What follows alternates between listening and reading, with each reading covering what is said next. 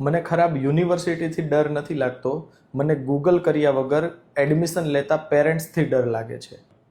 નમસ્તે મિત્રો, હું છું ઉદયગામી, આપનો કાઠિયાવાડી કન્સલ્ટન્ટ. દર વર્ષે હું એવા ઘણા પેરેન્ટ્સને મળું છું જે લોકો એડમિશન માટે 20, 30 કે 40 લાખ રૂપિયા ખર્ચતા હોય છે, પરંતુ તેની પાસે રિસર્ચ માટે 20 મિનિટનો પણ ટાઈમ નથી. માત્ર એક વિડીયો જોઈને અથવા તો એડવર્ટાઇઝમેન્ટ જોઈને અથવા તો કોઈના રેફરન્સથી તરત જ નિર્ણય લઈ લે છે. હું દરેક પેરેન્ટ્સને એડમિશન લેતા પહેલાં માત્ર 3 સવાલ પૂછવાનું કહું છું કે આપણે લીધેલ કોર્સમાં આગળ ફ્યુચર શું છે, એમાં ટોટલ એકચ્યુઅલ ખર્ચ કેટલો થશે અને જો આપણું ડિસિઝન ખોટું પડશે તો નુકસાન કોને થશે. મિત્રો, એડમિશન તો એક જ દિવસમાં થઈ જશે, પરંતુ તેનું પરિણામ વર્ષો સુધી ભોગવવું પડશે. એટલા માટે જ કોઈ પણ જગ્યાએ એડમિશન લેતા પહેલાં પ્રોપર રીતે રિસર્ચ કરજો અને ત્યારબાદ જ ડિસિઝન લેજો, કારણ કે સાચી માહિતી જ સાચું ડિસિઝન લેવડાવે છે.